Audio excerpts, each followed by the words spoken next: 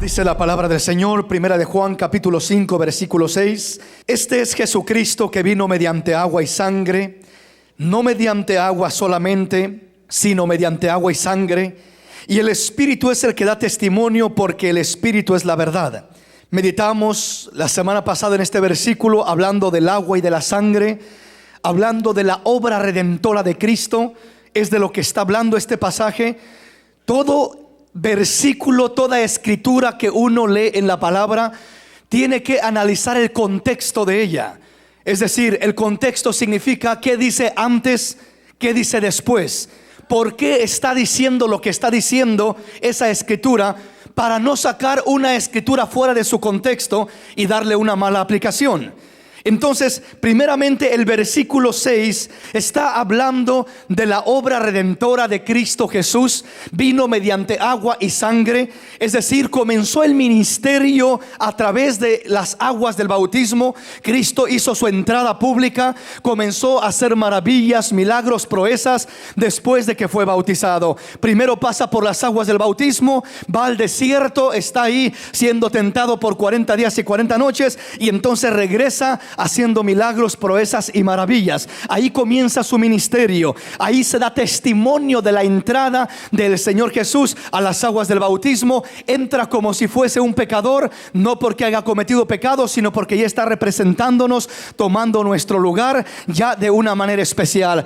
También por otro aspecto, el Señor ya de antemano está a través del bautismo, Él mismo declarándose muerto a cualquier compromiso de este mundo. Antes de llegar al bautismo, Él tenía responsabilidades, era un carpintero, vivía en la casa con María, estaba ahí como un hijo de familia. Pero después de que Él llega al bautismo, Él, como quien dice, se desliga de toda responsabilidad humana y comienza a hacer el trabajo del Señor. Comienza a salir, a dar testimonio, a predicar, a hacer lo que tenía que hacer. Vino a buscar y a salvar lo que se había perdido. Entonces la obra de Jesús comienza, el testimonio de Jesús comienza al entrar a través de las aguas del bautismo, dando testimonio de esa manera, comenzando su ministerio. Antes del bautismo realmente no conocemos nada de la vida de nuestro Señor Jesús. Solamente la escritura relata cuando tenía 12 años que entró en el templo y que enseñaba, pero de ahí en más no miramos nada más. De niño que nació y que lo adoraron aquellos hombres sabios, pero de ahí ya no miramos nada de la vida del Señor Jesús. ¿Por qué razón? Porque todavía no llegaba el tiempo de su ministerio, de su aparición. Pero llegado el tiempo, cuando Él entra a realizar la obra que Él venía a hacer a esta tierra, lo primero que hace es entrar por las aguas del bautismo. Y una vez que entra por las aguas del bautismo, comienza su ministerio. Y termina ese ministerio clavado en la cruz del Calvario, derramando agua y sangre de su costado, cuando traspasa el soldado su costado. Y antes de eso el Señor dijo: consumado es, hecho está. La obra redentora se ha realizado, el precio está pagado. El hombre tiene vida eterna al creer en mí. Los he lavado con mi sangre, los he redimido. Ahí termina la obra redentora. Consumado es. He terminado mi misión, he terminado mi propósito. La obra redentora se ha realizado. ¿Sí me explico, mis hermanos? Entonces dice, y el Espíritu de Dios, el Espíritu Santo, es el que da testimonio de todo esto. Es el que trae ese testimonio a nuestros corazones. Ahora el versículo 6 está hablando de la obra redentora, de un testimonio en esta tierra, de la agua, de la sangre y del Espíritu. El Espíritu, vamos a estar continuando mirando cómo es que hace la obra, cómo es que trabaja. El Espíritu, la sangre y el agua trabajan unidos, dando testimonio de una misma cosa. El Espíritu, el agua y la sangre. Desde el versículo 6 comienza a hablar del Espíritu, del agua y de la sangre. El versículo 8 continúa hablando de lo que es el Espíritu, el agua y la sangre. Dice el versículo 8: y tres son los que dan testimonio en la tierra: el Espíritu, el agua y la sangre, y estos tres concuerdan. Entonces es el contexto del versículo 7. Ya vamos a estar entrando más directamente en el versículo 7 para mirar qué es lo que realmente existe en el versículo 7. Pero tenemos que ir mirando el contexto. Repito, el contexto significa lo que dice antes de una escritura y lo que dice después, para entender a qué se está refiriendo ese pasaje. Entonces quiero que miremos primeramente el versículo 6 y el versículo 8, para enseguida entrar más a fondo en el versículo 7 y entender qué es lo que realmente la escritura está enseñando en este pasaje. Una vez más, el versículo 8 dice: y tres son los que dan testimonio en la tierra: el espíritu, el agua y la sangre. Y estos tres concuerdan. Es lo mismo que dice el versículo 6. Jesucristo vino mediante agua y sangre, y el Espíritu es el que da testimonio. Tres testigos en la tierra: el Espíritu, el agua y la sangre. Vamos a la palabra y vamos a continuar mirando cómo es que da testimonio el Espíritu en esta tierra de la obra redentora que Cristo hizo en la cruz del Calvario. Cómo es que el Espíritu da testimonio. Vamos a la palabra. Juan capítulo 16 versículo 7. Pero yo os digo la verdad, os conviene que yo me vaya, porque si no me fuera, el Consolador no vendría a vosotros, mas si me fuere, os lo enviaré. Y cuando Él venga, convencerá al mundo de pecado, de justicia y de juicio. De pecado, por cuanto no creen en mí; de justicia, por cuanto voy al Padre y no me veréis más; y de juicio, por cuanto el príncipe de este mundo ha sido ya juzgado. Primeramente dice que el Espíritu de Dios vendría a dar testimonio a este mundo. Esto está relacionado con lo que decía el apóstol Juan en primera de Juan capítulo 5 versículo 6, que el Espíritu es el que da testimonio. El Espíritu es la verdad y es el que da testimonio que Cristo vino mediante agua y sangre, no mediante agua solamente. Y aquí lo pone de esta manera, dice: pero yo os digo la verdad, yo os digo la verdad, os conviene que yo me vaya, porque si no me fuere, el Consolador no vendría a vosotros, mas si yo me fuere, os lo enviaré. Hay tres cosas de las que el Espíritu de Dios viene a convencer al mundo, viene a dar testimonio a este mundo. Lo primero que viene a dar testimonio el Espíritu de Dios es de pecado. Viene a dar testimonio de pecado a este mundo. ¿Qué quiere decir cuando viene a dar testimonio de pecado a este mundo? La Biblia, la versión Dios habla hoy, lo dice de esta manera: cuando Él venga, mostrará claramente a la gente del mundo que es pecadora, y también mostrará quién es inocente o justa y quién recibirá el juicio de Dios. Esto lo dice un poco más claro esta versión, la Biblia Dios habla hoy. Es lo mismo, solamente con otras palabras. La traducción Dios habla hoy: cuando Él venga, el Espíritu de Dios mostrará claramente a la gente del mundo quién es pecador y quién es justo o inocente, y quién recibirá el juicio de Dios sobre su vida. Entonces, cuando está hablando este pasaje que el Espíritu de Dios viene, dice: lo primero que viene a hacer es a convencer al mundo de pecado. En otras palabras, como dice la versión Dios habla hoy, a mostrarle a la gente que es pecadora. Es decir, el hombre no puede entender ni percibir, no puede darse cuenta que es pecador. El hombre anda tranquilo haciendo y deshaciendo toda clase de maldades, y el hombre no se siente malo. El hombre dice: yo soy bueno, yo no soy una mala persona. Entonces, cuando la gente vive en tinieblas, vive lejos de Dios, vive apartada del Señor, puede andar en lo peor y no se miran las manchas, no se mira el pecado, no se mira la maldad. Pero cuando el Espíritu Santo viene y alumbra el corazón del hombre, las manchas comienzan a mirarse y uno dice: Señor, perdóname, porque soy más pecador de lo que me imaginaba, soy más pecador de lo que pensaba. Nunca me había dado cuenta qué tan pecador soy, hasta que tu Espíritu resplandeció, brilló en mi vida. Entonces es algo maravilloso entender que si el Espíritu de Dios no viene a alumbrar el corazón del hombre, el hombre siempre va a seguir caminando siendo sabio en su propia opinión. Veamos al primer Adán. El primer Adán, dice la palabra, juntamente con su compañera Eva, cuando ofendieron a Dios y pecaron comiendo de la fruta prohibida, dice la palabra que se escondieron, cosieron hojas de higuera y andaban aparentemente ya tranquilos con hojas de higuera. Si no viene la luz de Dios, la palabra de Dios, a brillar, a resplandecer, a descubrirles su vergüenza, a decirles: estás desnudo, estás mal. Posiblemente Adán se hubiera sentido tranquilo andando con sus hojas de higuera. Así el hombre se justifica en esta tierra, mientras la luz del Espíritu no le resplandece. La palabra dice que se siente cómodo con hojas de higuera, cubierto con apariencia de religión. Yo tengo mi religión, cubriéndose con apariencia de bondad, de justicia propia. Es que yo soy una persona buena, yo no le hago mal a nadie, yo no he matado a nadie, yo soy una buena persona. El hombre se autojustifica, hojas de higuera, su propia justicia. Toda justicia que el hombre quiera buscar humanamente hablando, simplemente son hojas de higuera. No fue hasta que el Señor vino a matar un animalito y a tomar sus pieles para cubrir la desnudez de Adán y Eva, es que quedaron cubiertos. Y con nosotros hizo lo mismo. Fue muerto el Cordero de Dios en la cruz del Calvario para justificarnos de nuestros pecados, para limpiarnos con su sangre, para lavarnos de nuestras maldades. Esa es la verdadera justicia de Dios. Esa es la verdadera justificación de la que habla la palabra. Por eso el Señor le dijo a Juan cuando iba a ser bautizado, y Juan se le oponía diciendo: no, yo no puedo bautizarte, tú tienes que bautizarme a mí, no yo a ti.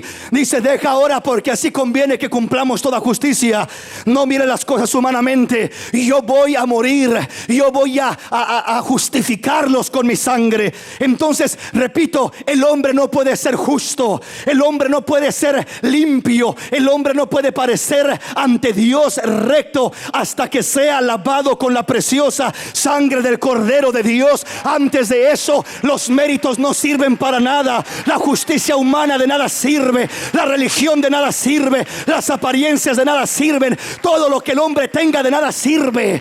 Hay gente que ha crecido con unos principios morales muy buenos y que no tienen a Cristo, pero parecen familias ejemplares, y cualquiera que los mira dicen: qué buena persona, qué persona tan especial. Pues así de especial está perdida la persona, aunque tenga buenos principios morales, porque no es suficiente con buenos principios morales. La Biblia habla de un joven rico. Este joven rico dice que era un joven justo, un joven de buen comportamiento. Llegó al Señor, hincó la rodilla y le dijo: Señor bueno, ¿qué tengo que hacer para heredar la vida eterna? Y el Señor le dice los mandamientos: sabes, no matarás, no hurtarás, honra a tu padre y a tu madre, no adulterarás, y todos le comienza a decir los mandamientos. Y dice el joven: todo esto lo he guardado desde mi juventud, desde mi niñez. Y estaba diciendo la verdad. Era un joven íntegro, era un joven bastante de buen ejemplo. A comparación quizás aún de nosotros, podría ser hasta de mejor ejemplo quizás todavía. Pero llegó el momento cuando el Señor le dice: ¿sabes qué? Está muy bien, pero una cosa te falta. Ve y vende todo lo que tienes y dalo a los pobres, y ven y sígueme. Y dice que escuchando aquello le pesó, porque eran muchas sus posesiones, y se dio media vuelta y siguió su camino. Y el Señor dijo: cuán difícilmente entrará un rico al reino de los cielos. ¿Por qué? Porque su corazón estaba en las riquezas. Muchas veces creeremos que somos buenas personas, pero nuestro corazón en ocasiones está en el lugar equivocado. Está en las riquezas, está en la apariencia, está simplemente en el qué dirán, está muchas veces en tantas cosas, pero no en Cristo Jesús. Y dice el Señor: dame, hijo mío, tu corazón, y miren tus ojos por mi camino. Dios quiere el corazón del hombre. El corazón del hombre no puede estar en la riqueza, no puede estar en el mundo, no puede estar en el placer, no puede estar en ningún otro lugar. Tiene que estar en Cristo Jesús para ser realmente bendecido por Dios, conforme a la voluntad de Dios, al propósito de Dios. Dale un aplauso al Rey en esta preciosa y maravillosa noche.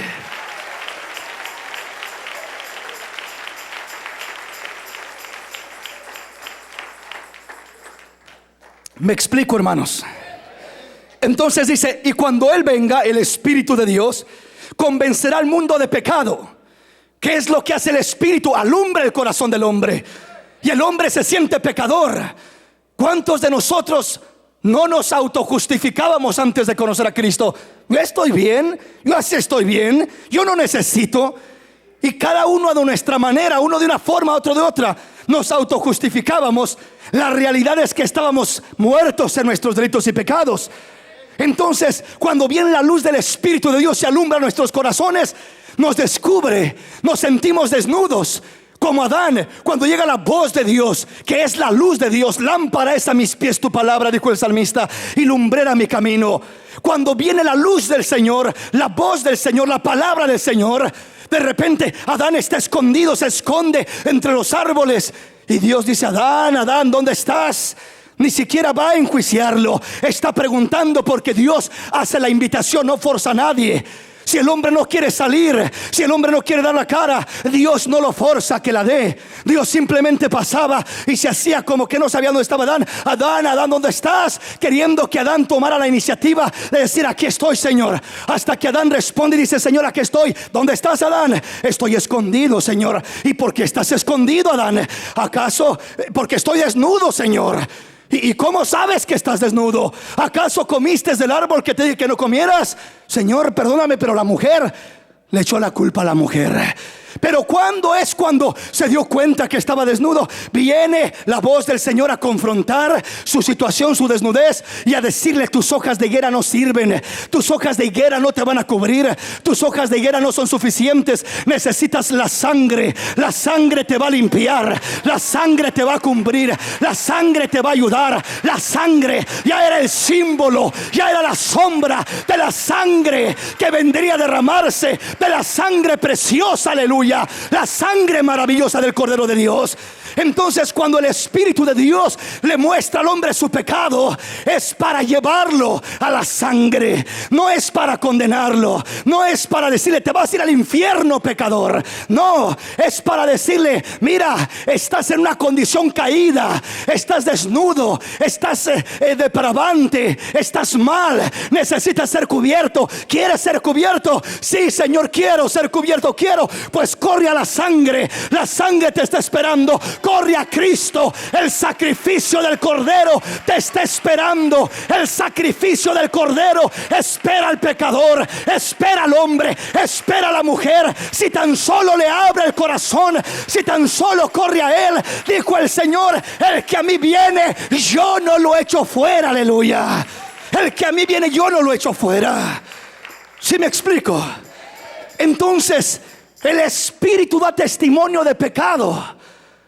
Primeramente da testimonio de que el hombre es pecador, le descubre su pecado al hombre. ¿Para qué? Para que mirándose uno falto, vaya la sangre, vaya la sangre. Y cuando uno va a la sangre es la que lo limpia, la sangre es la que lo purifica, la sangre es la que lo santifica. Si no hubiera sangre, el Espíritu solamente te redargulliría, pero no habría medicina para tu mal. ¿Sí me explico? Pero por eso el sacrificio fue necesario.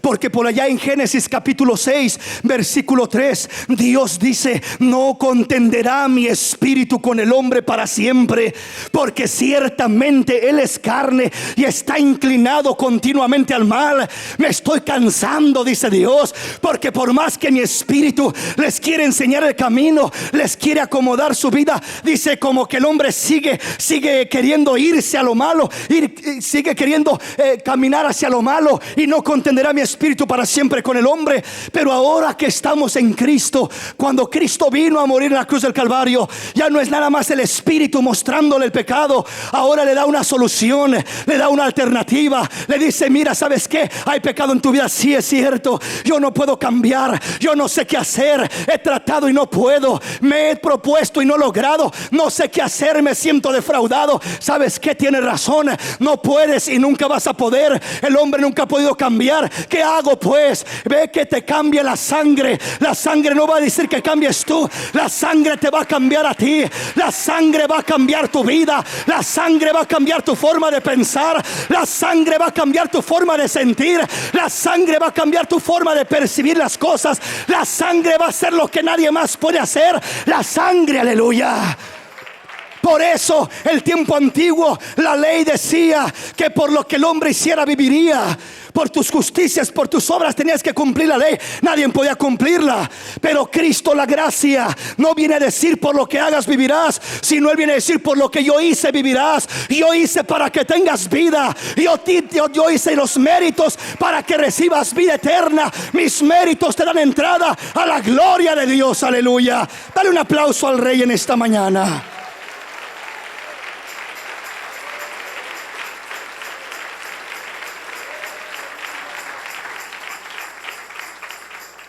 ¿Cómo es que trabajan unidos el espíritu y la sangre?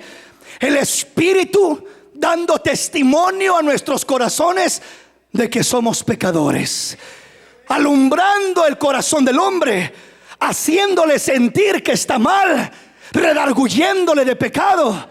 Y cuando se siente redarguido, corre llorando a la sangre: perdóname, Señor. Y cuando es lavado por la sangre, se levanta con una paz.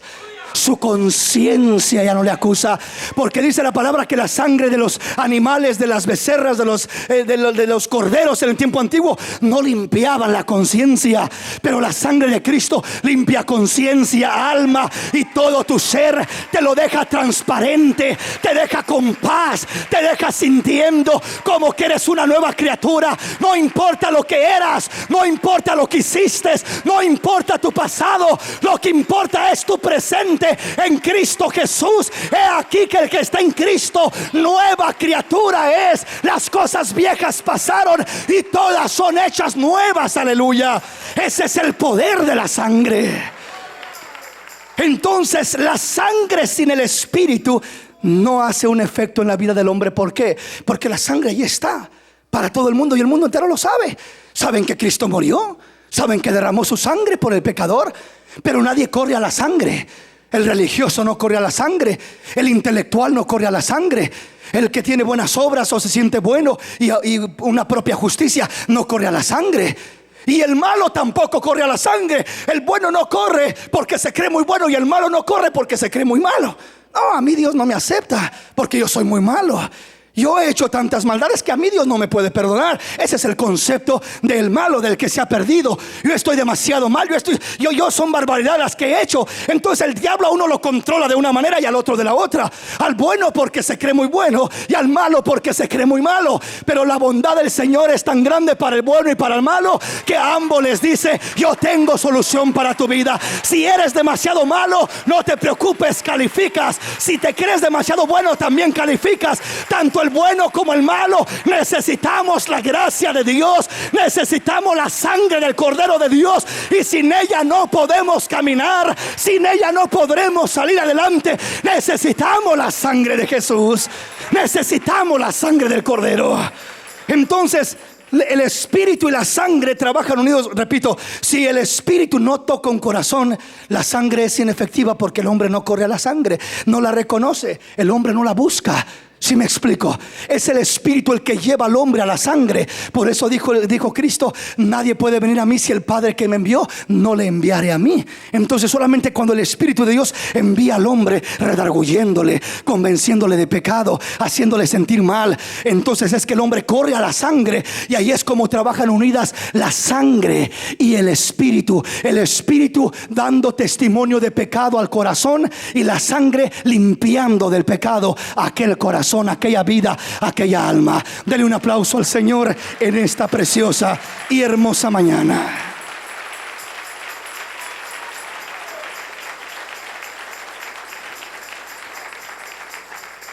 Veamos qué sigue diciendo. Y cuando Él venga, convencerá al mundo de pecado, de justicia y de juicio. De pecado, por cuanto no creen en mí. De justicia, por cuanto voy al Padre y no me verán más. Y de juicio, por cuanto el príncipe de este mundo ha sido ya juzgado. El siguiente punto que dice: de justicia, el versículo 10, de justicia, por cuanto voy al Padre y no me verán más.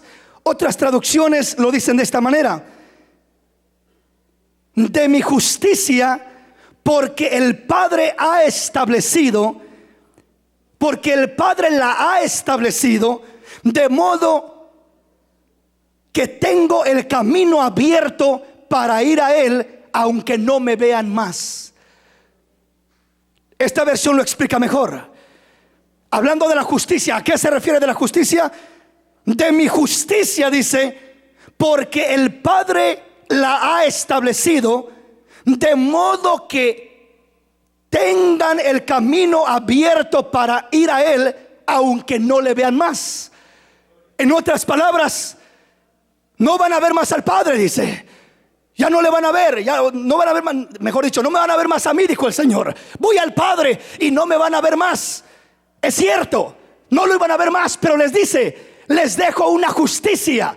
Después de que el Espíritu de Dios da testimonio al hombre de pecado y el hombre corre a la sangre y es limpiado por la sangre, lo que le sigue a la sangre, lo que viene enseguida, es que el hombre se siente justificado por la gracia de Dios. Es que el hombre se siente limpio. Justificados pues por la fe, tenemos paz para con Dios por medio de nuestro Señor Jesucristo. Y aunque no vemos a Jesús, y aunque no vemos al Padre, aunque no vemos a Dios, pero tenemos entrada, libre acceso por la justicia de Jesús a la misma gloria de Dios. Tenemos entrada al lugar santísimo por la sangre del Cordero. Somos justificados por la fe. Nos sentimos libres para entrar a la presencia de Dios. ¿Sí me explico? Entonces el hombre, cuando comienza a caminar con el Señor, primero el Espíritu lo toca, le redarguye, le convence de pecado, se siente pecador, corre a la sangre, abraza el sacrificio, cree en el Señor, es lavado por la sangre y como resultado viene a ser justificado. No miramos a Jesús, no miramos a Dios, pero sentimos que Él nos dice: yo estoy contigo. Sentimos que le podemos decir: Abba Padre, Padre mío, eres mi papá, eres mi Dios, eres mi Rey. Aunque no te veo, pero sé que estás conmigo. Aunque no te veo, pero te puedo sentir en mi corazón. Aleluya. La justicia de Dios se siente, la justicia de Dios se percibe. Ahora uno siente una libertad hermosa como hijo de Dios. No por tus buenas obras, sino por la gracia de Dios. Eres justificado y ahora puedes decirle a Dios: te amo, Señor, y aunque tengo 1000 errores, Señor, pero te amo, Señor, y soy obra tuya, mi Dios, y tú has prometido que la obra que tú comienzas la has de terminar y perfeccionar hasta el día de tu venida. Confianza tenemos en el Rey, en que Él nos ha de ayudar a caminar. No serán mis fuerzas, no será mi justicia, no será mi sabiduría, por torpe que sea, dice el Señor, no se extraviarán, porque no será la obra del hombre, será la obra de Dios. Esa es la justicia de Dios, la obra de Dios actuando, la obra de Dios perfeccionando al hombre, la obra de Dios trabajando en favor de la vida del hombre.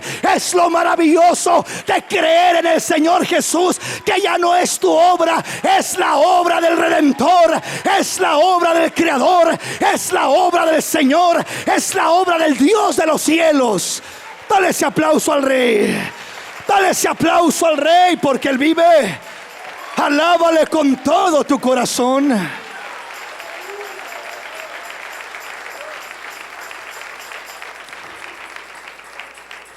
Voy a avanzar un poco rápido porque el tiempo se nos va y quiero avanzar en el tema.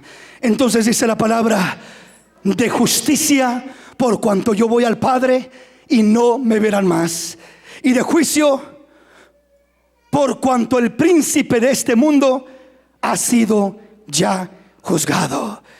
De juicio, por cuanto el príncipe de este mundo ha sido ya juzgado. Habla de, primeramente, que convencerá el espíritu de pecado, de justicia y de juicio. De juicio, dice, por cuanto el príncipe de este mundo ha sido ya juzgado. El diablo que ataba al hombre, que aprisionaba al hombre, que encadenaba al hombre con mentiras, con religiosidad, con tradiciones y costumbres, con tantas ataduras que había sobre su vida, vicios, actitudes, conceptos, ideas y toda clase de cosas con lo que encadenaba y aprisionaba al hombre. Dice la palabra: porque el príncipe de este mundo ha sido ya juzgado. Primeramente, el juicio se refiere a dos, tanto a nosotros como al príncipe de este mundo. Primeramente dice: el príncipe de este mundo ha sido ya juzgado. Está diciendo Cristo Jesús en la cruz del Calvario. Dice la palabra que clavó el acta de decretos que había contra nosotros, que nos era contraria. Dice que la tomó y la clavó. dentro de la lista de maldades, de pecados, de errores, de acusaciones que había contra ti, había una lista. Estabas en una lista negra ahí que te tenía acusando el enemigo continuamente por todas tus maldades, porque mataste, porque robaste, porque hiciste y deshiciste. Allí estaba esa lista, y el diablo trabajaba con esa lista diciéndote: no, mira, aquí está todo lo que has hecho tú. No te creas tan santo, no te creas tan bueno. Mira quién eres, mira lo que has hecho. Pero cuando dice el príncipe de este mundo ha sido ya juzgado, dice que el Señor clavó esa acta de decretos que nos era contraria en la cruz, y despojando a los principados y a las potestades, triunfó sobre de ellos en la cruz del Calvario, despojándolos de su autoridad, despojándolos de su libertad. El diablo nada te puede decir, porque has sido lavado con la sangre del Cordero de Dios. Ahora el acusador ya no tiene parte en tu vida, porque la sangre de Cristo da testimonio de lo que Él hizo por ti en favor de tu alma. Aleluya. Quiere decir, dice la palabra Romanos 8:1, ninguna condenación hay para los que están en Cristo Jesús. Ninguna acusación. La acta fue clavada, la acta fue puesta ahí, fue expuesta en la cruz del Calvario, muriendo Cristo por tus pecados, y fue despojado el príncipe de este mundo. Ya fue juzgado. Se le quitó el derecho sobre tu vida, se le quitó la autoridad, se le quitó el poder. Por eso dice la palabra: las puertas del infierno no prevalecerán contra mi iglesia. Lo que tú atares en la tierra será atado en el cielo. Lo que tú desates en la tierra será desatado en el cielo. Hay autoridad para la iglesia del Cordero de Dios. Hay autoridad sobre las puertas del infierno. El diablo ya no te puede engañar, ya no te puede aprisionar, ya no te puede encadenar, ya no te puede llevar cautivo, a menos que tú voluntariamente se lo permitas, a menos que tú voluntariamente se lo concedas. De otra manera no puede. No puede ya, porque ya no tiene ningún dominio, ninguna autoridad, ninguna libertad sobre tu vida. Ha sido ya juzgado. El príncipe de este mundo ha sido ya juzgado de juicio, porque él ha sido ya juzgado, y tú fuiste justificado. Tú brincaste el juicio de Dios. Tú y yo éramos los que merecíamos el juicio de Dios, porque éramos pecadores. Pero en vez de que recibiéramos el juicio de Dios, recibimos la gracia de Dios. Pasó el juicio sobre nosotros y recibimos la gracia, la misericordia y el perdón de Dios. A Él sea la gloria por todo lo que ha hecho en nuestra vida. Dale ese aplauso al Rey en esta maravillosa y preciosa mañana.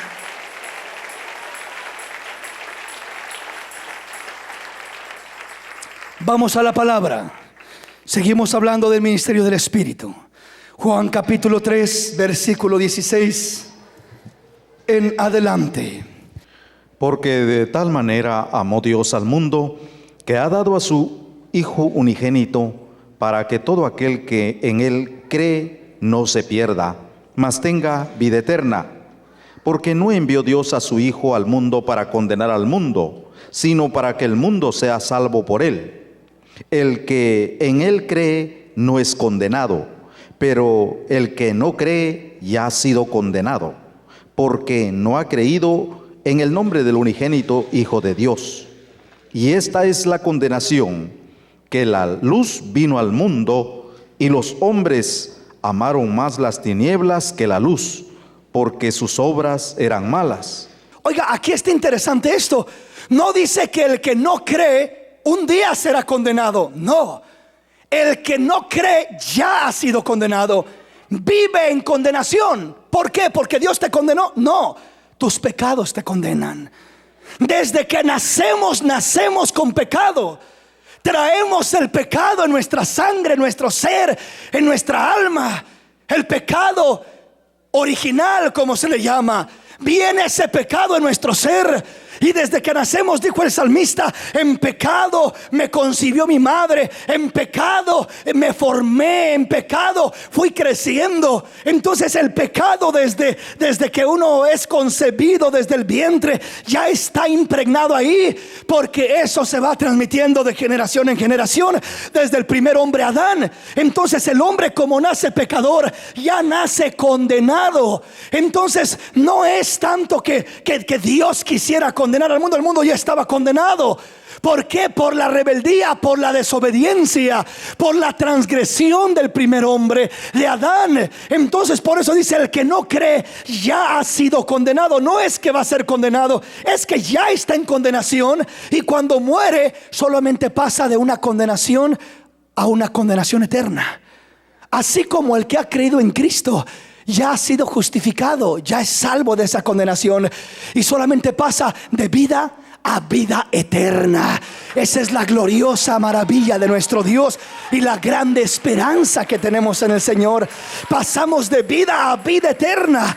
Entonces dice: mas el que no cree, dice, ya ha sido condenado por cuanto no ha creído en el nombre del unigénito Hijo de Dios. Dice: y esta es la condenación, esta es la razón por la que el mundo va a ser condenado. ¿Por qué va a ser condenado el mundo? Dice: porque la luz vino al mundo y los hombres amaron más las tinieblas que la luz, porque sus obras eran malas. Esta es la razón principal por la que este mundo va a ser condenado, porque la luz vino al mundo. La palabra, el verbo de Dios. Cristo dijo: yo soy la luz del mundo. El que a mí viene no andará en tinieblas. El que en mí cree no se perderá. Él es la luz. Entonces dice: esta es la razón por la que el mundo va a ser condenado, porque la luz vino al mundo y los hombres amaron más las tinieblas que la luz, porque sus obras eran malas. Porque todo aquel que hace lo malo aborrece la luz y no viene a la luz, para que sus obras no sean manifestadas, para que sus obras no sean reprendidas. Mas el que practica la verdad viene a la luz, para que sea manifiesto que sus obras son hechas en Dios. Entonces, ¿cuál es la razón por la que el hombre va a ser condenado? Porque la luz ha brillado en este mundo. La palabra se está predicando.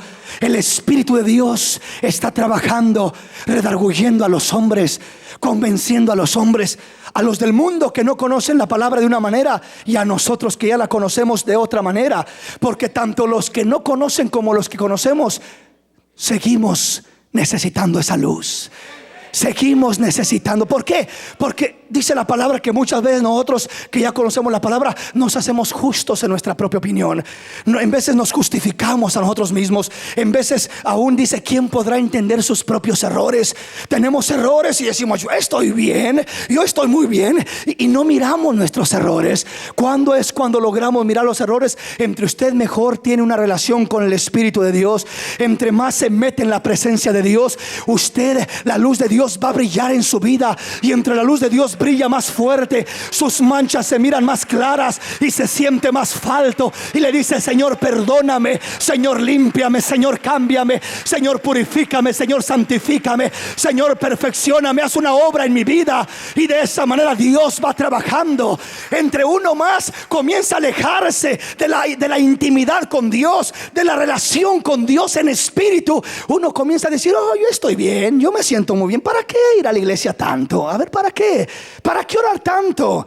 No hay tanta necesidad. ¿Para qué ayunar? ¿Para qué esto? ¿Para qué el otro? ¿Para qué? Y comenzamos, en vez de ir avanzando, a comenzar a retroceder, como que ¿para qué? Pero cuando tú te metes más con el Señor, dices: perdóname, Señor, me hace falta más, me hace falta más. Déjame dar otro paso más para adelante, déjame meterme más, déjame comprometerme más, déjame cambiar más. Señor, no es suficiente lo que he hecho, necesito más. No doy la medida todavía, Señor, necesito más. Y vas empujando más y empujando más, si quieres abrirte brecha y caminar mejor, porque el Espíritu de Dios te impulsa a hacer eso.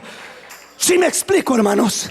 Entonces, por eso es necesario tener una buena relación con Dios.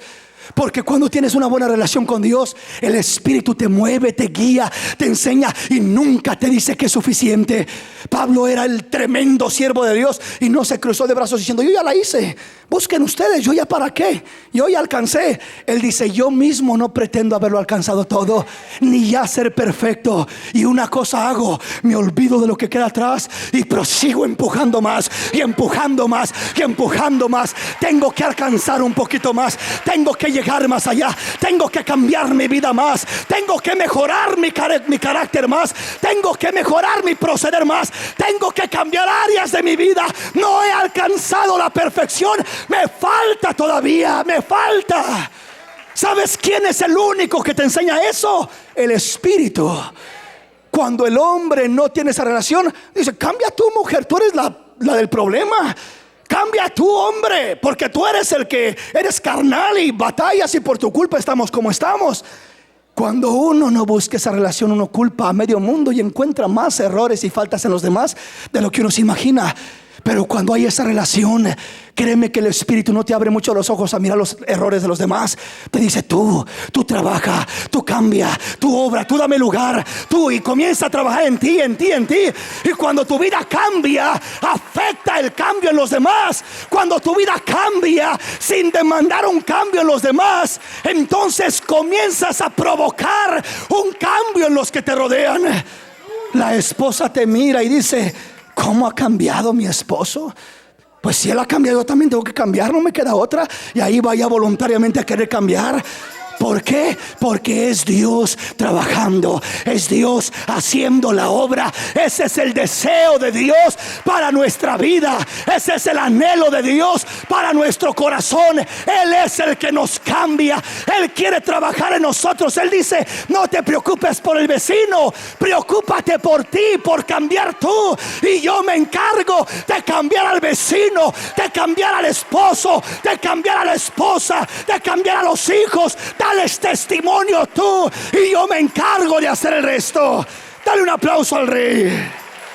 Dale un aplauso al Rey. Segunda de Corintios, capítulo 3, versículo 4 en adelante. Y tal confianza tenemos mediante Cristo para con Dios. No que seamos competentes por nosotros mismos para pensar algo como de nosotros mismos, sino que nuestra competencia proviene de Dios, el cual asimismo nos hizo ministros competentes de un nuevo pacto, no de la letra, sino del Espíritu, porque la letra mata, mas el Espíritu vivifica. Y si el ministerio de muerte grabado con letras en piedras fue con gloria, tanto que los hijos de Israel no pudieron fijar la vista en el rostro de Moisés a causa de la gloria de su rostro, la cual había de perecer, ¿cómo no será más bien con gloria el ministerio del Espíritu?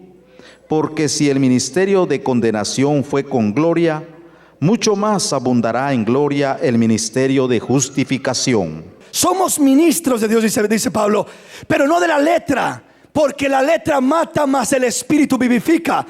¿Qué es la letra? La letra a la que se está refiriendo en su mayoría aquí es la ley. La ley o la religiosidad o cualquier tipo de costumbre o de justificación que el hombre quiere buscar para acercarse a Dios o llegar a Dios. Pero el relato, el contexto de este pasaje está hablando más directamente de la ley, porque sigue hablando de los dos pactos. El pacto de la ley, cuando Moisés fue a la presencia de Dios y dice que le grabó en 2 tablas las leyes de Dios, y descendió con su cara que brillaba y resplandecía. Dice, ese fue un ministerio de condenación, no fue un ministerio de justificación, sino de condenación. Y alguien dirá, ¿por qué fue un ministerio de condenación? Porque si era algo bonito, era algo bueno, Moisés sube al monte, Dios le graba en 2 tablas las leyes, y ahí baja con las 2 tablas Moisés, su cara resplandeciendo. Pero dice que ese ministerio de Moisés no fue de salvación, no fue de justificación, sino de condenación. Y Pablo dice, nosotros no somos como el ministerio de Moisés, somos mejor que ese ministerio.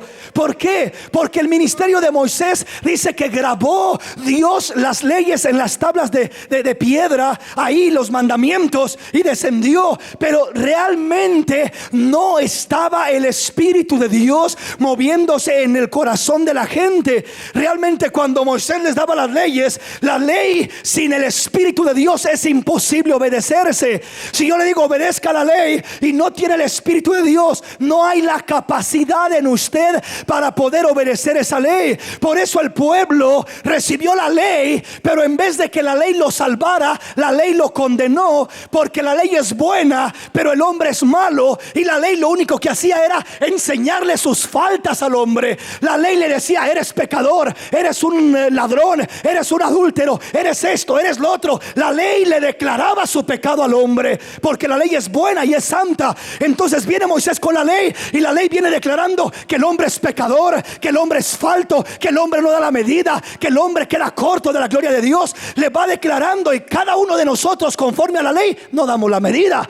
El que no falla en una cosa, falla en otra, y ninguno damos la medida. Entonces la ley viene diciendo lo que el hombre es, lo que el hombre tiene. Y cuando no hay espíritu de Dios, cuando no hay gracia de Dios, cuando no hay sangre de Cristo para limpiar aquel pecado, el hombre solamente se queda con que es pecador y no puede mejorar, no puede superar esa situación, no puede cambiar. Ese es el detalle, la diferencia de la letra, que es la ley, al espíritu, como dice Pablo. Nosotros no somos ministros de la letra, porque la letra mata, la letra condenaba, la letra te dice: haz esto, pero no te da la capacidad para hacerlo.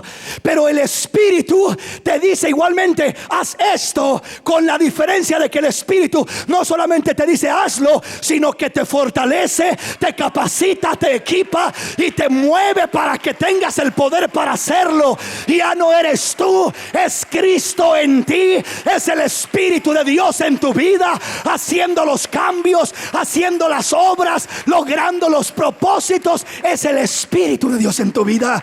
¿Sí me explico?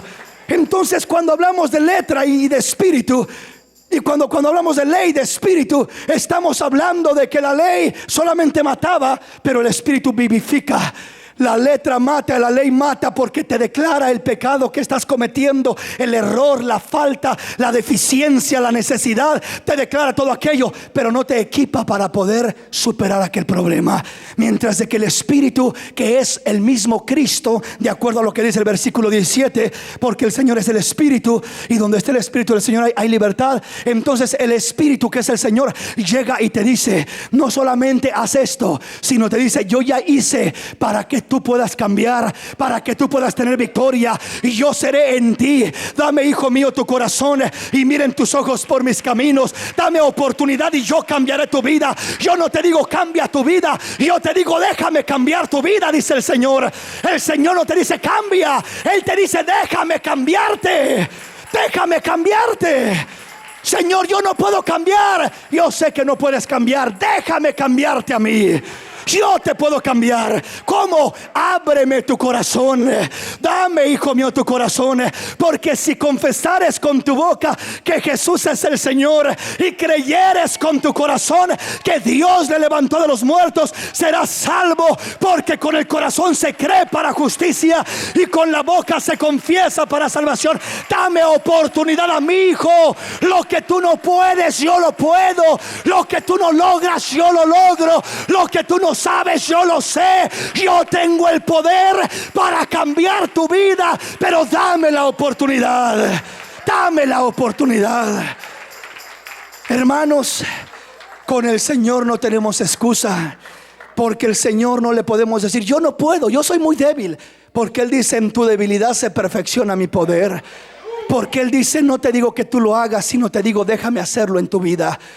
¿Qué tengo que hacer entonces? Solamente abrir mi corazón sinceramente, pedirle al Señor de corazón: ven a mi vida, toma control de mi vida, te entrego este problema, te entrego esta situación, cambia mi vida, Señor. Y buscar alimentar esa relación íntima con el Señor, orando, velando, ayunando, leyendo la palabra, congregándome. Ya como el Espíritu se fortalece en tu vida, los problemas y deficiencias te van a quedar pequeños, los vas a sentir insignificantes, porque mayor es el que está en nosotros que lo que está en el mundo. Más fuerte es el que está a tu lado para darte la victoria que el adversario que viene contra tu vida. Tendrás victoria en el nombre del Señor, tendrás triunfo en el nombre del Señor. Pero aférrate al Señor, dale lugar al Señor.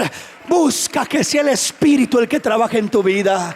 De otra manera solamente nos convertiremos en un par de religiosos más, en un grupo de gente religiosa como la del tiempo antiguo, los fariseos y escribas, religiosos hasta donde ya no se podía más, pero sin obra de Dios en sus vidas, porque era letra y no espíritu lo que había en ellos. ¿Sí me explico? Entonces este es el ministerio del Espíritu. Viene a dar testimonio, viene a capacitar al hombre, viene a equipar al hombre, viene a traerlo a lo que es los pies de Cristo, para que Cristo cambie la vida del hombre, para que la sangre limpie y transforme y purifique ese corazón. El Espíritu y la sangre trabajando en un común acuerdo. Vamos a la palabra. Romanos capítulo 5. Romanos capítulo 5 versículo 19 al 21. Porque así como por la desobediencia de un hombre los muchos fueron constituidos pecadores, así también por la obediencia de uno los muchos serán constituidos justos. Pero la ley se introdujo para que el pecado abundase, mas cuando el pecado abundó, sobreabundó la gracia, para que así como el pecado reinó para muerte, así también la gracia reine por la justicia para vida eterna, mediante Jesucristo, Señor nuestro. Cuando la ley vino, el pecado abunda. Realmente no es que abundara el pecado. Lo que sucede es que la ley era como una antorcha, una lumbrera que venía a descubrir el pecado del hombre. La ley y el Espíritu hacen un trabajo parecido, pero muy diferente. La ley primeramente llegaba y dice: la ley apareció para que el pecado abundase. ¿Qué quiere decir eso? Es como que aquí está a oscuras todo el edificio, todos a oscuras, y todos manchados, sucios, despeinados y todos mal, ¿verdad? No arreglados. Y de repente se prende la luz y todos comenzamos a mirarnos, todos qué sucios estamos, y comenzamos a mirar todos los detalles. No es que apenas nos ensuciamos, sino que ya estábamos sucios, pero apenas se manifiesta lo sucio que estábamos. Entonces la ley, el hombre ya era pecador y ya practicaba el pecado y ya estaba el mundo lleno de pecado. Pero cuando la ley aparece, cuando la ley dice, antes el hombre mataba y como si nada, pero ahora que la ley dice no matarás, el hombre dice, entonces estoy en pecado. Antes el hombre adulteraba y como si nada, pero cuando la ley aparece y dice no adulterarás, el hombre se mira expuesto y descubierto. La ley le descubre el pecado al hombre. Pero he aquí la diferencia de la ley a la gracia. La ley le descubría el pecado al hombre para matarlo, para muerte. Por eso dice que la ley era para muerte, porque la ley decía, estás en adulterio, estás en esto, eres un mentiroso. Pero no era para bien, era para juicio. Apedríenlo, mátenlo, sáquenlo de la ciudad y que muera. Esa era la ley.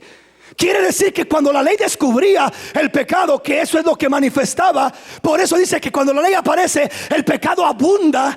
No tanto, repito, porque el hombre se haga más pecador. El hombre ya era pecador, pero la ley descubre lo pecador que es el hombre, porque es la ley divina de Dios pura, y es como una luz que alumbra al hombre y le descubre lo sucio que está.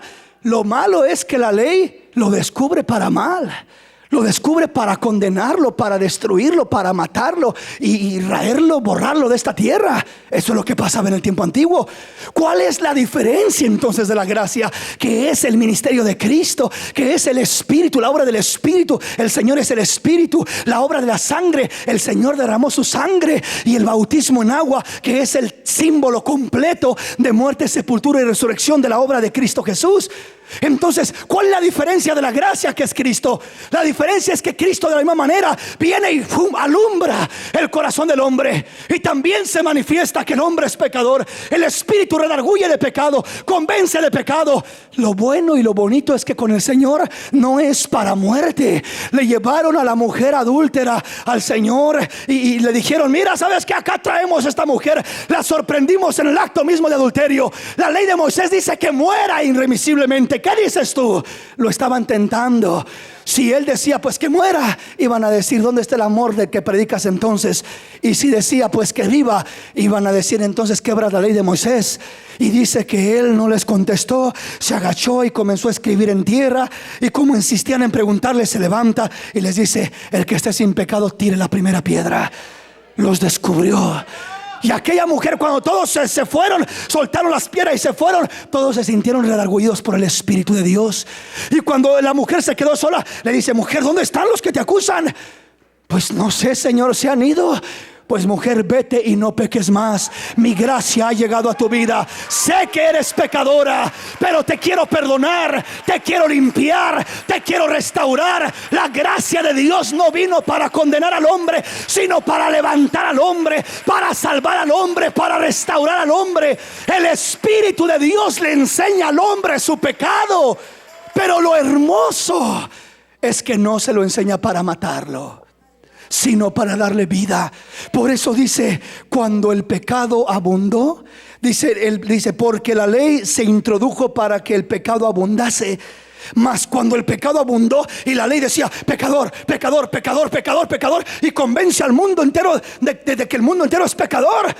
Y de repente, ¿qué se hace ahora? Entonces, cuando el pecado abundó, sobreabunda la gracia, con el Redentor viniendo y muriendo en la cruz del Calvario, derramando su sangre y diciéndoles: aquí está la medicina. Ya se descubrió el pecado, aquí está la medicina. Ya se descubrió el problema, aquí está la medicina. Es mi sangre preciosa la que limpia el pecado del mundo. Es mi sangre preciosa la que cambia el corazón del hombre. Ahí es donde la gracia triunfa, donde la gracia ofrece solución al hombre. El pecado abundó y la gracia sobreabundó. Cristo Jesús, que es la gracia de Dios, trajo la solución plena y completa a la vida del hombre. Salmo 36, versículos 7 al 9. Oiga lo que dice la palabra. Cuán preciosa, oh Dios, es tu misericordia. Por eso los hijos de los hombres se amparan bajo la sombra de tus alas. Serán completamente saciados de la grosura de tu casa, y tú los abrevarás del torrente de tus delicias, porque contigo está el manantial de la vida. En tu luz veremos la luz. En la luz de Dios vemos la luz, vemos nuestros errores, vemos nuestras faltas y vemos la respuesta y la solución a todo lo que nos pasa. No hay otro lugar de entender cómo enfrentar nuestros problemas, cómo arreglar nuestras deficiencias, cómo superar nuestros problemas. En tu luz veremos la luz. Uno puede ir a muchos medios, uno puede ir al psicólogo, uno puede ir a tantos lugares buscando una ayuda, pero la respuesta plena, dice la palabra: en tu luz veremos la luz. Hay veces que tenemos problemas, que hay problemas en un matrimonio, en una familia, y a cual más cree que tiene la razón, y a cual más argumenta bases, y que es que esto, y que es que el otro, y uno de una manera y otro de otra manera. Pero dice la palabra: en tu luz veremos la luz. Nos convertimos muchas veces en personas sabias en su propia opinión, que no entendemos porque nos hemos hecho sabios en nuestro propio parecer. Pero dice la palabra: en tu luz veremos la luz. En vez de creer que tenemos siempre la razón, en vez de autojustificarnos, en vez de contender y defendernos creyendo que el problema está en la otra persona, en vez de buscar en tantos lugares y en tantos medios las soluciones, lo primero y lo más importante es entender: en tu luz veremos la luz. Dios tiene una respuesta para nosotros y no la vamos a alcanzar a ver. En veces la solución está tan cerca de nosotros, en veces está tan fácil, pero estamos tan enredados en nuestros problemas que no alcanzamos a ver la solución tan sencilla. Entonces, ¿qué dice el Señor? En tu luz veremos la luz. Póngase de pie en esta noche, en esta mañana. Póngase de pie. Aleluya. Vamos a acercarnos a hablar con el Señor.